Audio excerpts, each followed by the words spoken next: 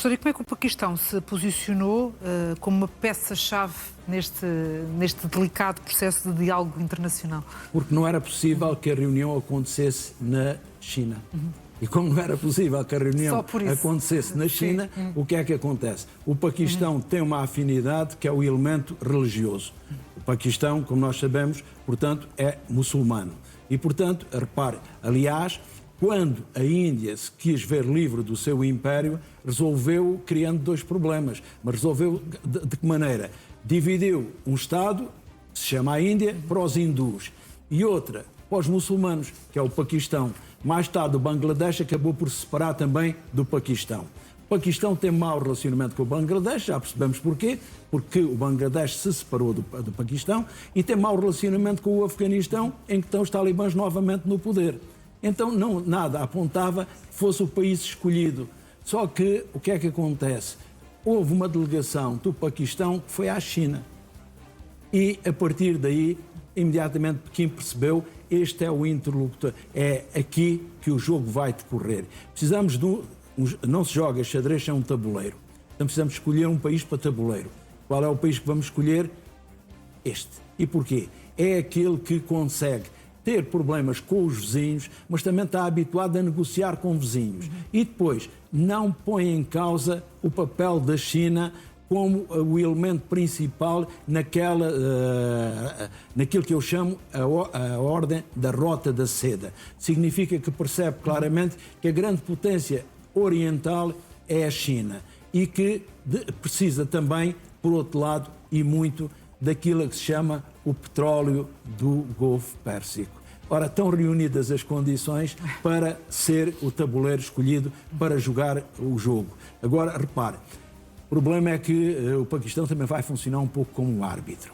Porquê? Porque quando as posições começarem a agudizar e houver a possibilidade do jogo terminar por abandono de uma ou das duas equipas, vai ser o Paquistão que vai pedir-lhes para continuarem a jogar, para tentarem resolver os problemas. E aí voltamos à questão. O que é que o Ministro dos Negócios Estrangeiros do Irão está autorizado a ceder, o que é que J.D. Vance está autorizado a ceder. E o que é que acontece? O Paquistão sai sempre reforçado. O que é que sai reforçado? Porque é um país muçulmano, é um país que tem boas relações com a maioria dos países do Golfo Pérsico. Repare, o Paquistão tem um acordo de defesa com a Arábia Saudita. O Irão atacou a Arábia Saudita. O que é que o Paquistão fez? Fez um acordo também com o Irão. E porquê? Não é a questão é a questão do interesse. Significa, nós precisamos do petróleo do Irão, precisamos do petróleo do Golfo.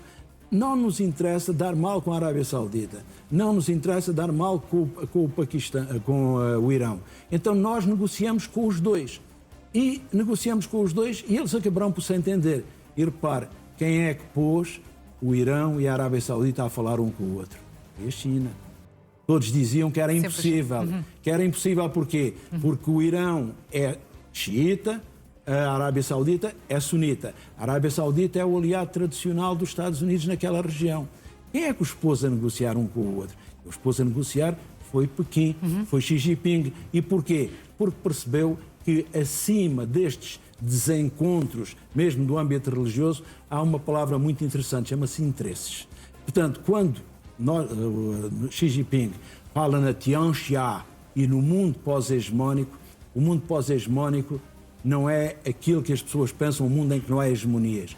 É um mundo, aquilo que eu explico, o fim da ordem única. Significa o quê? Que quem dá ordens não é quem está a jogar, é quem está nos bastidores. Professores, durante o fim de semana, além desta reunião importante que vai haver já amanhã em Islamabad, há também eleições na Hungria. Vamos reservar os minutos finais para antecipar aqui um bocadinho. Durante o fim de semana vamos ter mais algum tempo para isso, mas de facto os húngaros vão a votos. Há aqui a perspectiva de uma mudança política com a retirada de cena de Viktor Orbán 16 anos depois e com todas as repercussões que isso possa representar para a Europa. Pois há essa perspectiva, mas a meu ver não se irá concretizar. Não? Não. Ao contrário de todos os estudos. Pois, mas é que os meus estudos baseiam-se no terreno. Sim. E como sabe, eu sou professor visitante na Universidade de Szeged, na Hungria. Portanto, vamos ter uma continuidade. Acabei de vir da Hungria em outubro. penso que outubro, em que estive mais uma semana a explicar precisamente o quê? As vantagens da Hungria ficar na União Europeia. A explicar, enquanto professor visitante na universidade, que a Hungria pode ter negócios com a Rússia, mas o seu mundo de pertença tem de ser a Europa. Mas repare, grande parte dos alunos que eu tinha lá, internacionais, uma parte deles, não é grande parte, uma parte deles eram chineses. E isto explica o quê? Que a Hungria tem aquilo que eu chamo o euro-oportunismo. Significa o quê? Dá-se com todos de acordo com os seus interesses. O que acontece é houve uma alteração no sistema eleitoral húngaro. O sistema é possível, perguntam muitas vezes os alunos, é possível a oposição ganhar as eleições e não formar governo? Eu digo, é. Dizem, porque não tem maioria absoluta. Eu digo, não é por isso, é por outro motivo. O sistema eleitoral húngaro foi totalmente alterado. O número de deputados diminuiu. Neste momento são 199. Portanto, cá em Portugal temos entre 180 e 230. Eles tinham um número muito superior a 230. Neste momento têm 199. Qual é o problema? E porque é que eu digo que, mesmo que a oposição ganhe as eleições, não acredito que forme governo? É que desses 199 deputados, 106 são escolhidos em círculos uninominais pelo sistema maioritário. Significa o quê? Que 106 desses deputados são escolhidos em círculos que só elegem uma pessoa. E depois, o resto, de 106 para 199, se as minhas contas não me enganam, serão 93. É que são escolhidos no Círculo Nacional. E o que é este Círculo Nacional? É aí que se aplica o método proporcional. Então quer dizer que um país pode ter, a oposição pode ter 53, 54% dos votos e ter menos deputados. E porquê é que tem menos deputados? Porque nos círculos uninominais há uma grande vantagem de Vítor Orbán e do Fidesz. E eu estudei isso do terreno. Porque perguntei nas cidades, se me perguntar... Portanto, esse sistema eleitoral húngaro pode ser, na verdade, uma vitória, um entrave para a vitória claramente. do candidato da oposição. E até lhe vou adiantar já, Janete, se me perguntar quem é que vai ganhar as eleições na capital, em Budapeste, é o TISA, o partido da oposição. Então, ganha na capital, aqui quem ganha em Lisboa, não pensem. Os sistemas eleitorais são diferentes. O que acontece é que eu contacto com o meio rural e o meio urbano.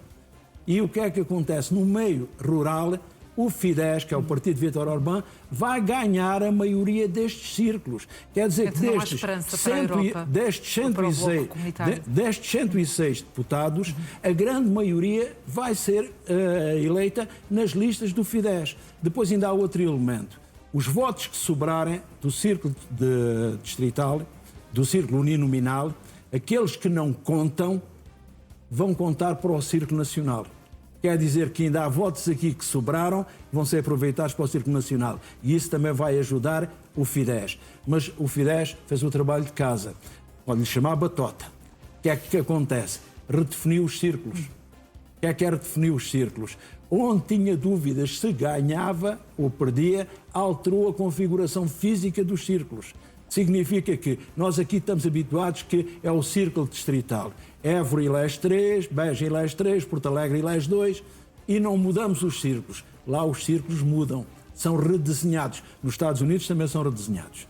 E o Partido Republicano ou o Partido Democrata redesenham-nos de acordo com o quê? Com o Estado em questão. Quer dizer que nos círculos, nos Estados dominados pelo Partido Republicano, redesenham os círculos para tentar ganhar.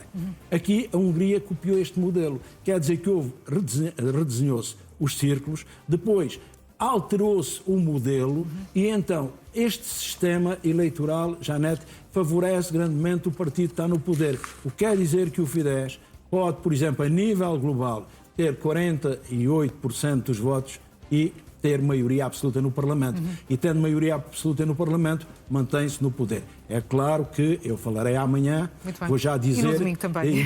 Domingo eu não vou poder estar, mas amanhã eu irei falar. Sim. E irei falar do quê? De como é que é a influência que eu percebi de Rússia nestas eleições e Sérvia nestas eleições. E vou trazer uma imagem que que eu tirei na Sérvia, para mostrar claramente que a Hungria e a Sérvia não são para Fica principiantes. já então essa expectativa para o dia da manhã.